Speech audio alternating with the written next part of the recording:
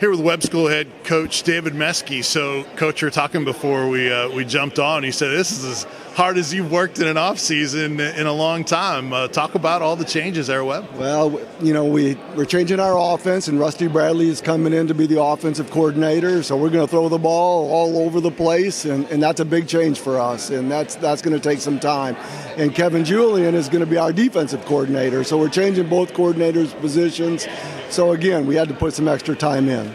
So unique. I mean, it's like you're like Nick Saban bringing in these head coaches to play important roles, and to have that kind of experience on your sideline and that must be just invaluable for you, right? It is. We have a number of people that have been head coaches, and other people have been offered head coaching jobs. They've been, some of the coaches have been with me for 20 years, and they're very committed to our program. So I'm very lucky to be around the quality of coaches that we have.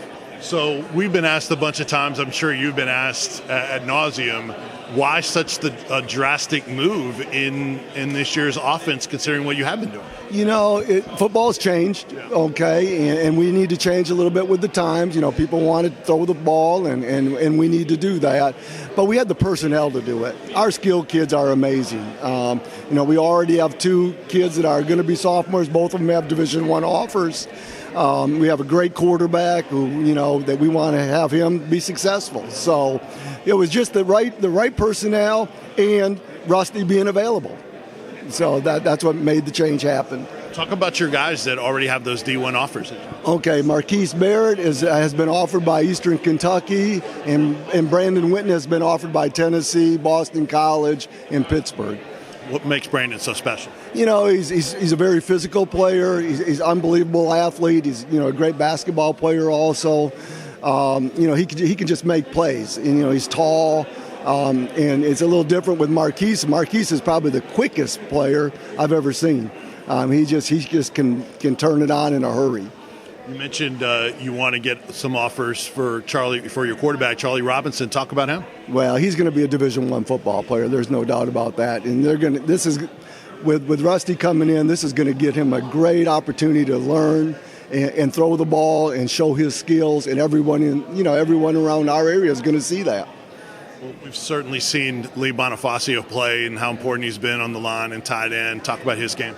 Leo is just such a physical player. He's 230 pounds. He makes plays. He can get to the quarterback in a hurry.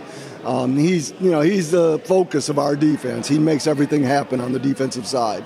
How different will the defense look with Coach Julian this year? Not as drastic a change, I imagine. Not as drastically. We're still going to be a four-person front. I think we're going to simplify some things a little bit and make them a little easier.